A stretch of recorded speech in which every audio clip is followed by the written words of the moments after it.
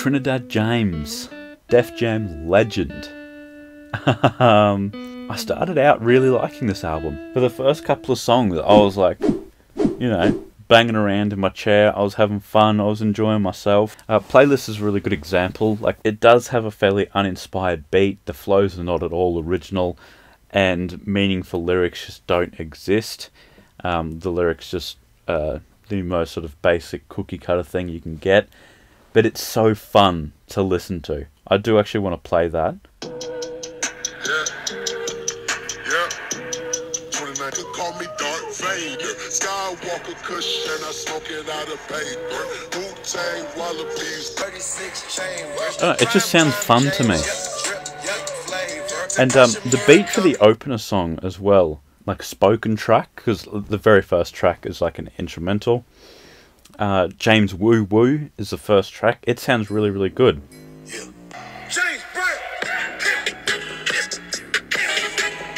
Like, it's so wild. It's fun. Like, you can't help but go like, okay. Yeah, you do. That's just fun. Like, I really like that. In Pit, Key had a really fun lyric as well. We wildin', it's a mosh pit, it gets violent, got a business, don't mind it. Hey dad, rewind it. Damn son, where'd you find this? And like, that's just, it's a fun little lyric. It's a good time.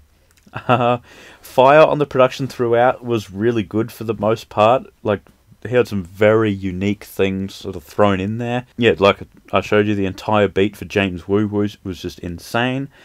In Couscous, he had this little noise during the hook that was sort of bouncing between your left and right ear, sort of all throughout the hook. It was just like a little tut tut tut tut tut tut tut tut tut tut tut, and it was fun. It made it interesting. Like, it was a very subtle thing, and I didn't hear it the first time I listened to it, but when I did, I was like, okay, that's pretty cool. I thought Ugly was a pretty cool song as well. His part aside, the beat was very aggressive. It was this deep, dirty sine wave. But the name I like as well, Ugly, it stands for You Gotta Love Yourself. And the whole song, he was basically just shouting, I'm feeling ugly again. Obviously, like, angry at himself. I did like it, but he didn't really do anything with it from there. He sort of tried to share a message of you got to love yourself, and he's just going, oh, I'm ugly, and just ended it there. Like, I think it should have been on a follow-up song. Like, I think he sort of left that song as it was and made a follow-up song, I don't know, sort of more focusing on self-love. But yeah, he didn't do anything with that good idea. I think it would have been really cool if it just went somewhere. One thing this album really lacked was cohesion. It had absolutely none. There were very aggressive tracks like Retaliation, where he's just yelling, pull up and keep that same energy. I'll play that a little bit. When you run into me, nigga, keep that same energy. Bitch, keep that same energy. And the beat was just going wild. Like, this is insane. When you run into me. But then on the same album, he's got Midwest Discount. Come on. On the same album as Retaliation, where he's like, when you pull up on me, keep the same energy. He's got this. They should... This sounds like an ad or something. That's an ad.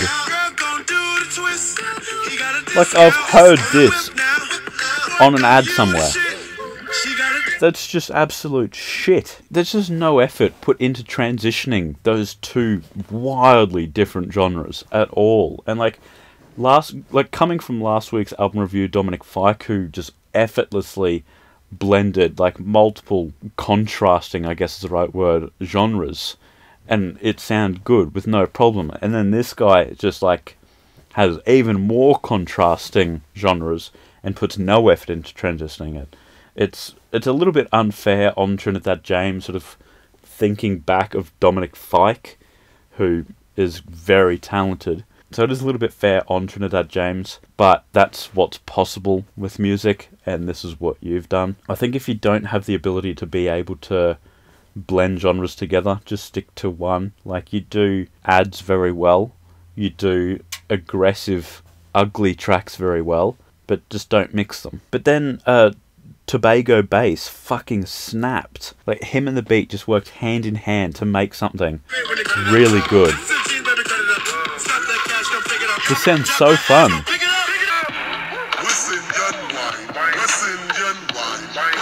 It's very funky. He can make good music, but it just seems like he chooses not to at times. Yeah, the whole project is just all over the place. I think if you're a golden retriever, you'll like it. Like, it's very high energy all the way through. It's unpredictable. You don't know what you're going to get next. And if you can roll with the punches like an excitable dog can, I think you'll like it. Yeah, it's definitely not my cup of joe. And no song is particularly bad, except for Midwest Discount. I just don't think any of these belong next to each other. It's a 4 out of 10 from me, and that's on the generous side. The production for the most part was good, so shout out Fire on that. You are actually a really good producer. I'm very interested in hearing more beats like James Woo Woo. That was a really interesting beat. The features were okay. Big Crit was amazing. Other than that, they were fairly forgettable.